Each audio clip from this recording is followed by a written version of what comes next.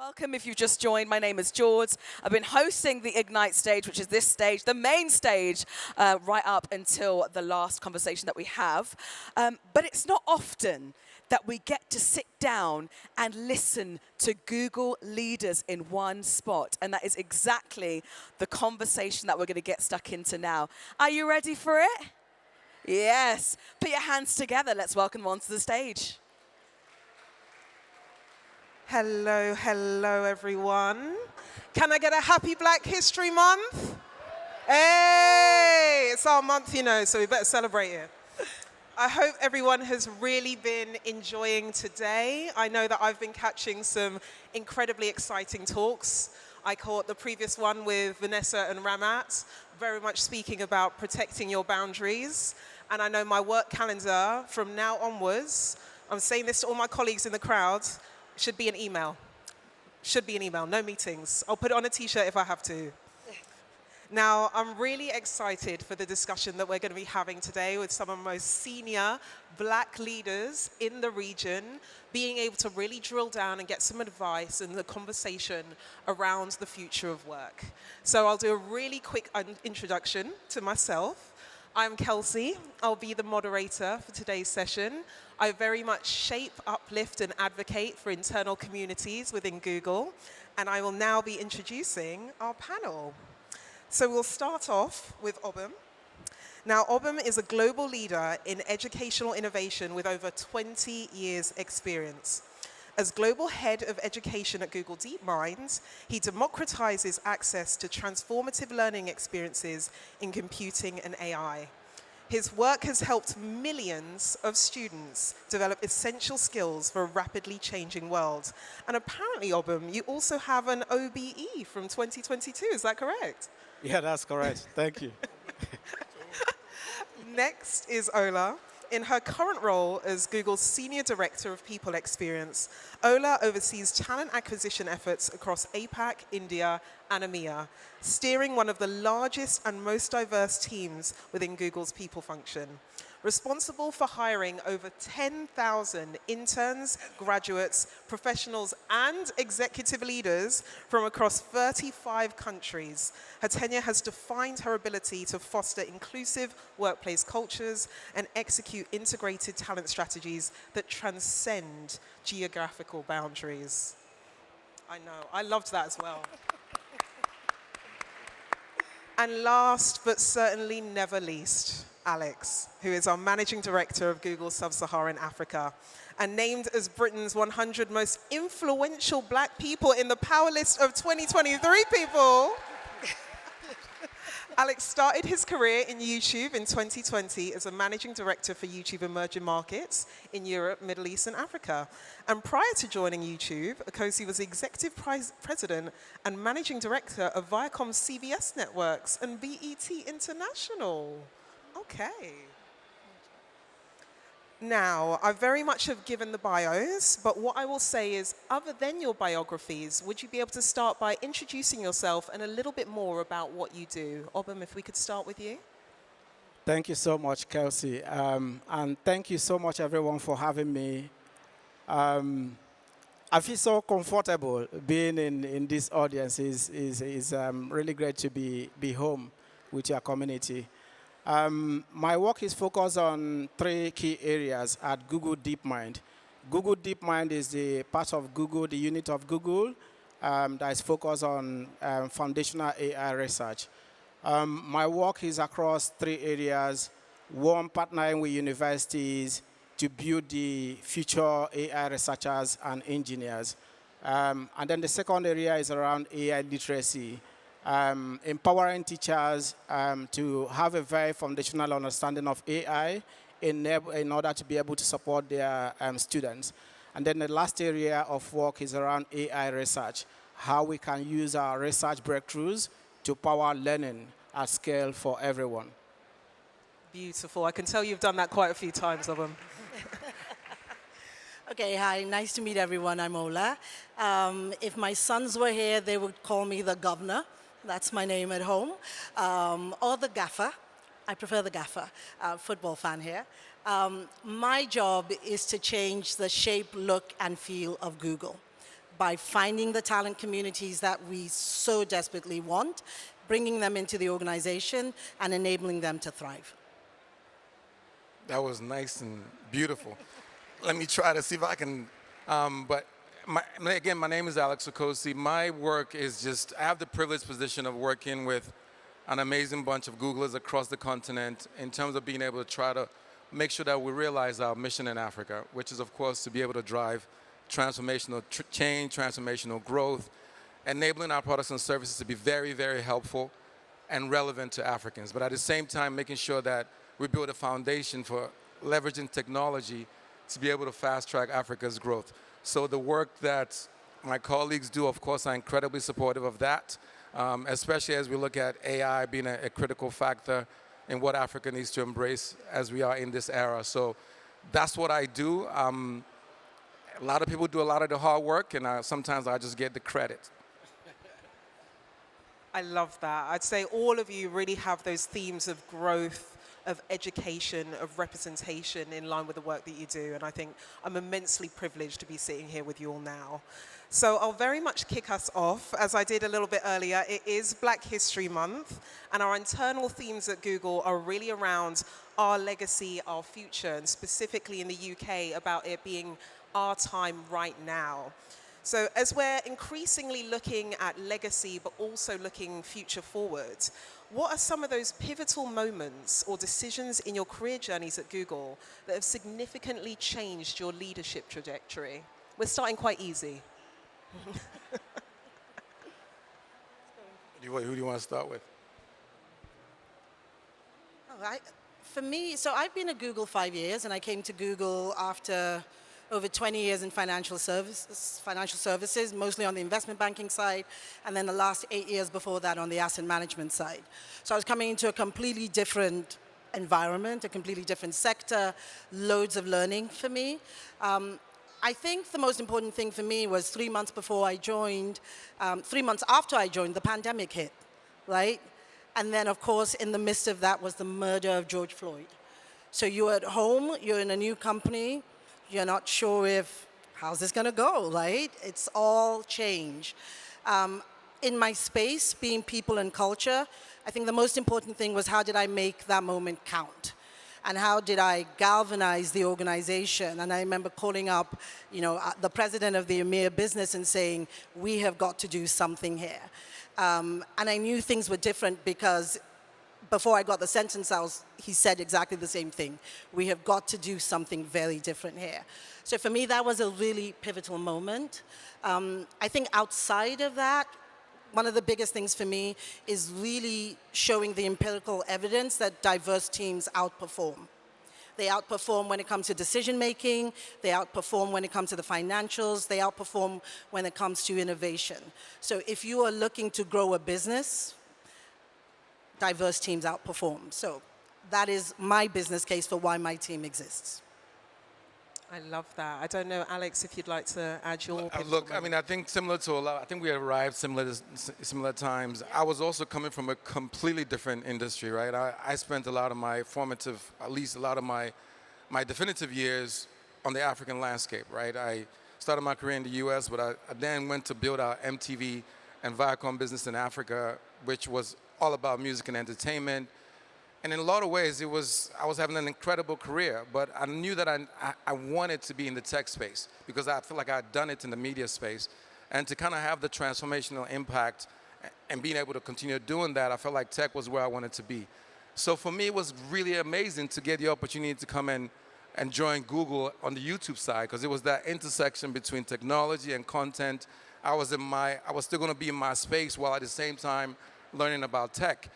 And what I was really excited about was having to be able to now deal with multiple regions, right? So to be looking after Russia, to be looking after Middle East, Africa, I kind of wanted to be that, that African that also not only did Africa work, but also did work beyond the continent.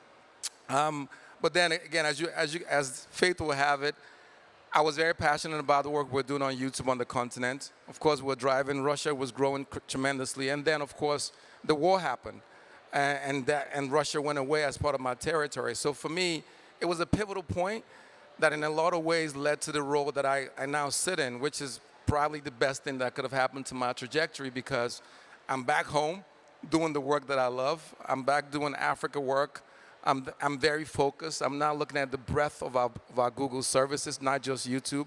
So for me, it's really in a place where, I thought I wanted to be messing with Europe, and I do like the scope and the breadth of it, but I truly now really love working with Googlers across the continent, across the world, to be able to drive transformational growth on the continent. So over the last year, what was a little bit of a, wow, how is this going to go now? My scope is different. And now taking on this new role, for me, has really been an incredible, mind shift change, and also incredibly positive change for me because I'm really now focused and dug in on what I love best, which is driving the growth of my continent. I think that's beautiful because I think with the both of you, it's all about how you view external forces. There have been pivotal moments that have been outside of your control, but it might be potentially either the opportunity or helping to educate people, and then therefore what you can do to really shape and drive that home. So I think that's beautiful. Obum, if you'd like to add? Yeah, so I would like to add to that. I was very fortunate enough to have joined Google when Google was still a startup, more or less. So I joined at Google and DeepMind. I've been there for nearly 18 years, which feels like such a long time. But there have been two pivotal moments for me. When I joined Google, I wasn't on the technical side. I helped to build some of the advertising and publishing-facing products that you use today. But I did that for about 3 years, and something struck me. Back in the days, there were only very few people like us at Google. That has changed a lot, by the way, now. But I was so curious. I wanted to see how I could change that, how I could help get more people like you and I into Google. So I transitioned off my technical work. And the timing was right. At the time, Google was looking to start their work in Africa. There was no office in Africa. I felt it was like a burden on me that I really need to do something around education so that we can get more people into Google. So I left my technical role and transitioned to lead the Google education work in Africa at the time. I think that was very critical in many ways. That aligned with my purpose and my passion at the time. But also that was a very great way for me to actually influence the ecosystem, the tech ecosystem, not just in Africa. My role expanded across emerging markets, Latin America, Southeast Asia, and all that. So some of those benefits we are reaping today. The second pivotal moment for me was 5 years ago. 5 years ago, I became very, very curious. I didn't know anything about AI. I think I don't know how I read something about AI. I became really, really curious. I had challenges, like challenging upbringing. We had problems around malaria and some of these other things. So I was really curious on how AI could help us change some of the day-to-day challenges we face not only in Africa, but in many regions of the world. So I started reading everything I could get my hand on around AI. And long story short, I then transitioned from Google to Google DeepMind to again help them start the work around education, which is what I'm leading today. That also helped my role to expand globally. So I lead that work globally. So I think two key moments has been things that are aligned with my purpose, my values, and my passion, but at the same time helping my career trajectory. I think we should give him a round of applause on that. That's some boss moves right there. Absolutely agree. I absolutely agree. I don't know how many of you have already gone to the Google Lounge. Can we get a couple of hands in the air? Who's already seen it? I would really urge you to go. There are some brilliant colleagues there that are the future leaders of tomorrow that you can chat to directly to really hear about their thoughts about Google in their own words. And that representation that Obum says, these are the future leaders of Google of tomorrow. So I definitely say you need to make sure to go down there. And I know a perfect segue into that topic of AI because it's increasingly becoming that touch point. Everyone's speaking about it. Everyone's worried about that impact on their lives, what they should be doing around its education, but also those implications of equity when it comes to its development. So, Obum, I think we'll stay with you in terms of what are your hopes and predictions of the future of AI in the EMEA region, and how can we ensure diverse representation plays a leading role in this? Yeah, we can talk about this for the rest of the day. But a few areas that I'm really excited about AI are a couple of areas. So the first one is around the promise that AI holds around scientific discovery. And I think we are going to see a lot of these happening over the next couple of years. Only yesterday, I think Vanessa talked about this in her earlier session. Only yesterday, our co-founder at Google DeepMind, Sir Demis Hassabis, and another colleague, we are co-awarded the Nobel Prize for chemistry for their work in AlphaFold. AlphaFold is a very groundbreaking AI system that predicts the 3D structure of proteins. And proteins are the foundational building block of life. Now, what that does is it has given over 2 million researchers in nearly every country of the world access to tools that they can use in drug discovery and so many other areas of science. That excites me a lot. I think we are going to see many of that foundational research coming to fruition in areas like climate mitigation, in environment, in sustainability, and in economic empowerment. I wouldn't end without talking about education, which is where I work on. I think my hope is that in the next few years, AI is going to play a very critical role in personalizing education today. The way all of us went to school is like a one-size-fits-all approach. Recently, we launched something called LearnLM. LearnLM is a fine-tuned version of Gemini models that actually makes teaching and learning much more active, much more engaging, and much more result-oriented as well.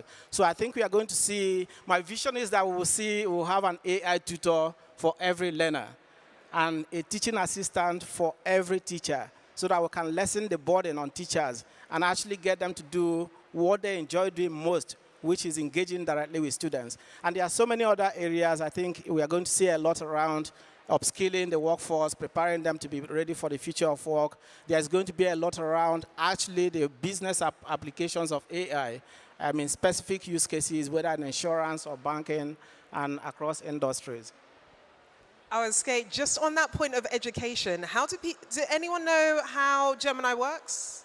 Does anyone know large language models? Oh, okay. Okay, there's a few confident hands going up, like, I know. Well, for those of you who don't, there are free, I will repeat, free courses with Google where you can learn about this. We have AI essential courses for this reason because AI is here. It's not coming, it's here. So if you want to be exploring and upskilling, exactly what Obama is saying, have that as your starting point because it is very much one that it isn't just about how you can write the perfect email to send over to your boss a little bit quicker. It is what it can do for you and how you can leverage it. So I'd definitely say about reaching out for that. And I think just on that topic of emails and work and jobs around AI, I think just saying to you, Ola, I know that there are a lot of individuals that are concerned about that potential impact when it comes to their work, their career paths, or even their future work. How are you seeing this sort of play out when it comes to AI, and is it truly taking our jobs? So I think the first thing I would say is just everyone keep calm and carry on. I think that's the first thing. I'm seeing a lot of panic in this space, particularly with candidates, just seeing a lot of panic. I see it with parents. Will the degree my child's studying today be of value in 2 or 3 years, right? I would probably like to go to the balcony on this topic and really get people to start thinking about agility and adaptability and how you respond to cycles of innovation, right? Today we're talking about AI. 10 years ago we were talking about, mobile phone. 20 years before it was the computer, and so on and so forth. If you're old enough to have seen enough of these changes, you realize that in the workplace, the key thing is, what do I do in this moment? And I always say to everyone, just catch the wave and ride it. Get curious, get learning, understand how these things work. Don't distance yourself from them, embrace them. And that's how I feel about AI. I think it's early days, so your specific question about will this take away jobs? And I think it's early days, and it might be unpopular, but I am still not convinced that AI will take away humans, right? But what I will tell you is that humans that do not embrace AI will be replaced by the humans that do. And that is the message that I want everyone to leave with. If you don't embrace it the same way, if you don't embrace any cycle of change, you will be replaced. And you want to give yourself the platform to continuously reinvent yourself, to continuously, even in the current role that you might be in, learn, grow, develop, stretch, because those are really the tenets of what gives you longevity in terms of a rich and fulfilling career.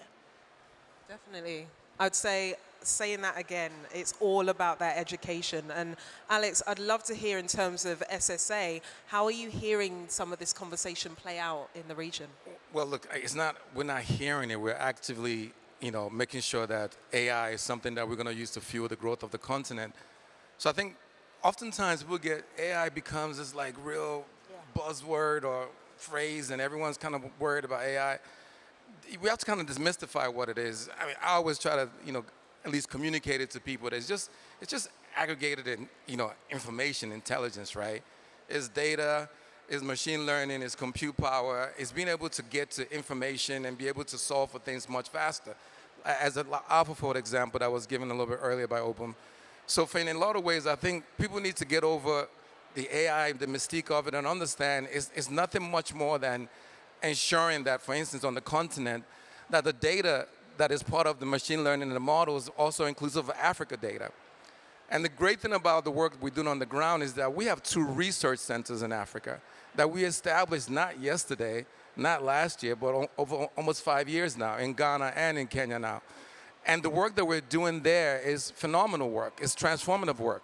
It's work that's going to solve the societal challenges we face on the continent and the world. From our research center in Accra, for instance, we are developing solutions to make sure that when it comes to maternal health, for instance, that over 500 women every single day still suffer from maternal-related deaths on the continent every day. The work we're doing with Jacaranda Health, for instance, in Kenya means that we now have point-of-care, ultrasound, cheap, cost-effective equipment that can help mothers understand what's going on with their maternal health so they can be able to prevent things that could lead to death. So that kind of work is transformational.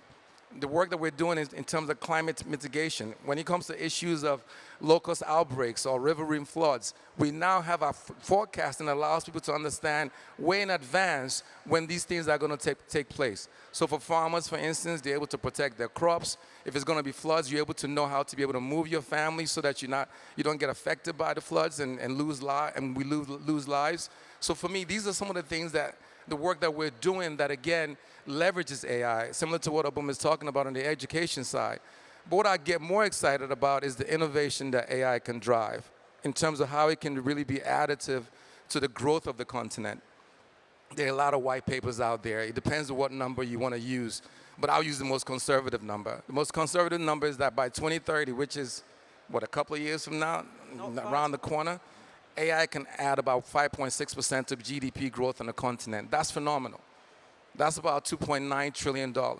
Again, that requires us as Africans to embrace AI versus be worried about the negative impacts. Of course, you got to mitigate those with the right regulation, with doing it responsibly. But for me, I think that the only way, one of the fundamental ways that we can achieve the leapfrog that we need on the continent to be able to surpass other markets in terms of growth is going to be how we embrace AI in terms of enabling us to drive the ecosystem that we all operate in, whether it's in business, whether it's in the public sector, or across every single areas of society. So for me, I'm excited about it, and I'm excited that as Google, we've been invested on the ground in terms of being able to leverage AI to drive growth. Can I? Yeah, so the point that Alex just made about Africa and also the point that Ola made around embracing AI just reminded me the second part of your earlier question on how we actually ensure representation. And I think it's very important for us as a community here to actually participate in building AI. And that's very critical. So not just only using AI. some of the work we are doing to around representation is across two areas. One is how do we diversify the workforce of tomorrow around AI, from researchers to engineers to practitioners. You don't need to be an engineer or a researcher. And what we are doing at Google DeepMind is we run a scholarship and mentorship program to support students at the university level to go from undergraduate to master's to PhD all the way to postdoc in AI and become truly leaders in AI. In Africa, for instance, last year we invested $4.5 million to start a new AI for science program.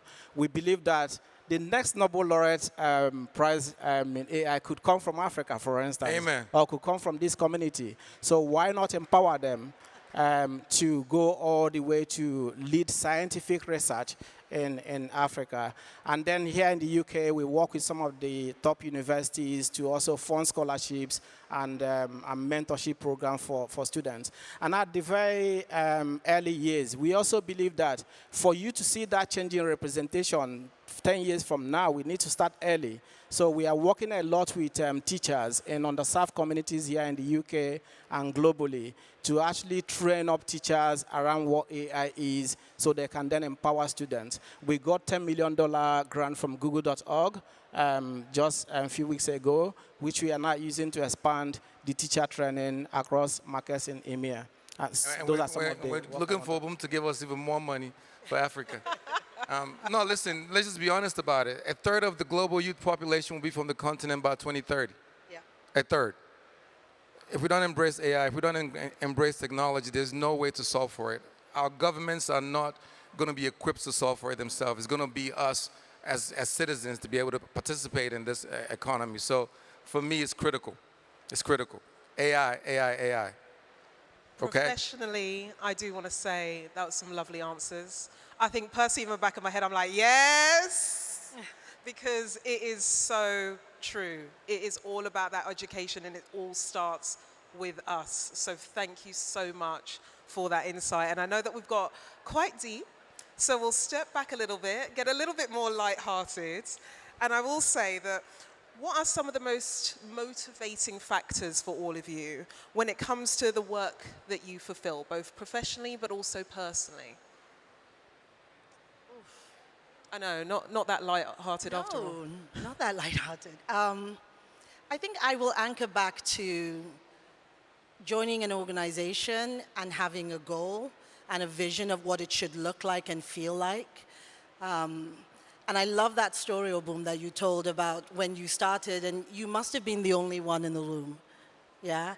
And so many of us know what that is like, to be the only one in the room, the only one in your class, the only one in the halls of residence, the only one in the meeting, and it can be devastating. So for me, it has been my life's work, right, to really drive this forward, to name it, because I think for a long time people didn't want to name it, and when it wasn't popular to name it, I was very proud of the fact that we could name it, we could make it a goal, we could publish that goal and not be ashamed of it, and we could go out and get what we needed to change the look, shape, and feel of the organization. So for me, I think my motivation is, this is what I get to do. It's a pretty cool job. It's a pretty cool job, and the rewards are endless. You know, when people come in and you can point to members of your team, because it's not about me, I'm representing, you point to members of your teams who found people at a conference like this, introduce them to somebody else, coach them through a process, and then through that process, they come into the organization, and even in the organization, they are able to reinvent themselves and do something else and go where their talent takes them. And to be the mouthpiece and the spokesperson for that, I mean, you all have cool jobs, but I think I have the coolest. I challenge you. Which one of you is accepting the challenge? Go on. Throwing down the mantle. Listen, in a lot of ways, I'm just excited to try to relive a dream that I think in some way, shape, or form, we were able to actualize in my previous role, right? So when I think about music and entertainment on the continent and Afro beats, I feel like the work that me and my team did back then were a catalyst to a lot of the success today, right? So working with all these artists, and it's where it's at today. And I think, again, the transformational impact that technology can make, though, is much bigger. And being able to be part of Google and this company and sort of the assets it has, the people, just the focus, the mission around it, to be able to now leverage technology in being able to exponentially drive that kind of impact is what, in a lot of ways, actually excites me, right? It excites me every single day because I feel like I know that my work is purposeful, right? Like I feel like every single thing that we do, whether it's finding ways to, to solve through AI or finding ways to grow businesses through advertising, whatever we do is adding incredible value to the continent that I love, that I'm from. So for me, there's no better thing to do. I feel like I have a really purposeful role, and I'm just excited every single day to be able to play it. Yeah, I usually joke that I have the coolest job, whether at Google or at Google DeepMind. And that comes from when I think about some of the proof points we are beginning to see from our work. It just makes me want to come to work every day. We have a young man in Africa who is part of our AI for Science Master's program.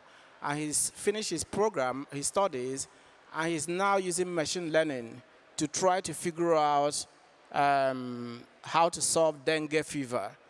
Dengue fever is a public health epidemic in more than 100 countries in the world.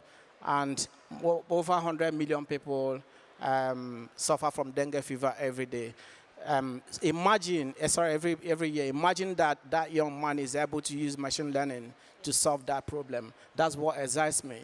One of our black scholars here in the UK as well, who completed his master's degree, founded a startup, a health startup that is now solving some of the first-hand challenges in the NHS here in the UK. He's raised over £5 million. And those kind of stories excite me because he's making an impact in society. Of course, some of those people come to work at Google or other tech companies, and that's great, but we are seeing the real impact we are making in society. And I've talked about AlphaFold. There are so many other research outputs around climate and education and sustainability. But all this creates a lot of excitement for me and my team. And I'm just fortunate to be the one driving some of this work. Well, with all of that energy, all of that passion, all of that excitement, we've got young grads in this room, we've got students in this room, we've got young professionals in this room, we've got people that have done 5, 6, 7 years in the tech industry. And I'd say to all of them, to all of us, when it came to those earlier stages in your career as you was developing this drive, this purpose, this mission and vision, what advice would you have given yourself that you didn't know then that you certainly can appreciate today? Yeah, we're going hard. Okay, I have two. I think one is probably the official answer. The second is a little unofficial. Okay, my official answer is get a sponsor. I think people that look like us are obsessed with mentorship, obsessed with fix me, fix me, fix me, fix me, help me, help me, help me. And I am a big fan of mentorship, right? Mentorship tells you exactly what to do when you get into the room. A sponsor gets you access into that room. And I always say that a pivotal moment for me was when I read a book called Forget a Mentor, Get a Sponsor by Sylvia Ann Hewitt. And it's a controversial book. It's not everybody's cup of tea. But for me, it was pivotal in saying, I know I'm good enough. I need somebody to help me get into that room. So sponsorship has played a huge, huge role in my career to date.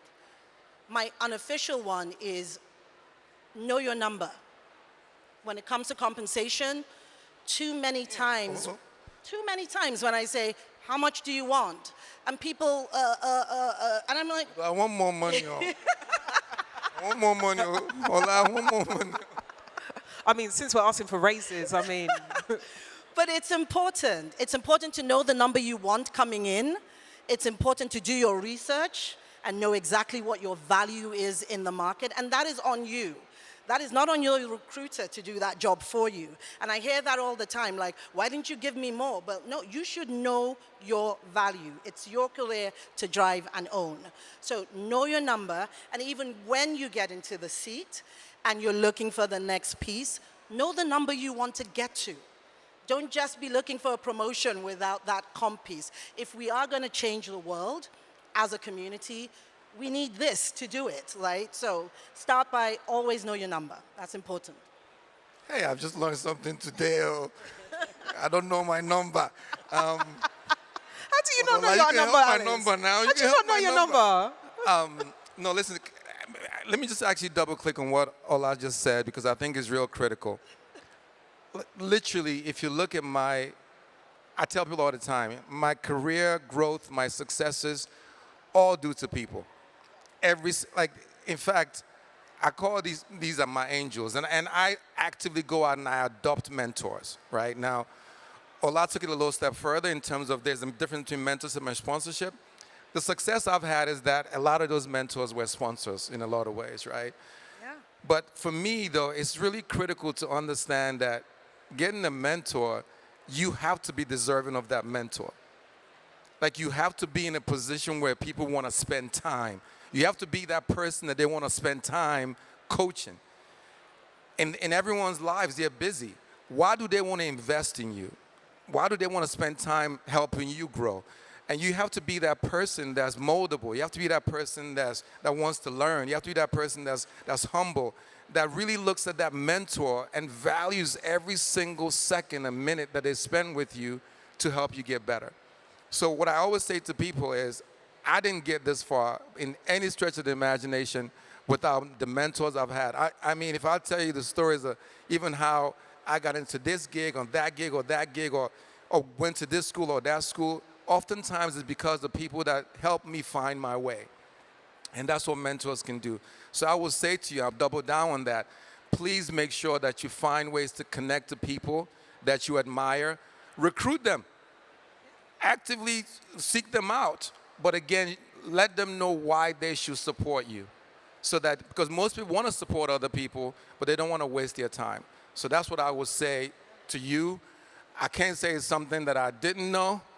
I was lucky enough that I knew it because it's helped me. But if I was going to impart any of my experience onto other people to help them grow, I would say, of course, you got to work twice as hard. Sorry, you do. Of course, you got to be as good as you can be in what you're doing now before looking at the next thing. But really, make sure that you build those relationships and that network, especially those that want to care for you and that can help you get to the next place. Yeah, I think for me, two points. I would say be very curious and very intentional about figuring out your purpose, especially as you progress in your career journey. Because you could be doing the wrong job or a job that you are not happy with. But once you're able to define what your purpose is, and then you find the right opportunity and you're actually very happy, right? That has worked for me when I moved from my technical hands-on role to a more education-focused role. And that might be different. People move the other way around. And then the second point is around finding a community that you can be vulnerable to. In my very early days at Google, I suffered from this thing. I didn't even know it had a name then. It was later that I heard about imposter syndrome. I had come from Nigeria to the UK. I didn't even go. I went to a polytechnic in Nigeria, which was like a lower level education. And then I found myself at Google. And at the time, 17 years ago, Google will hire from only the top universities. So I couldn't even tell how I ended up there.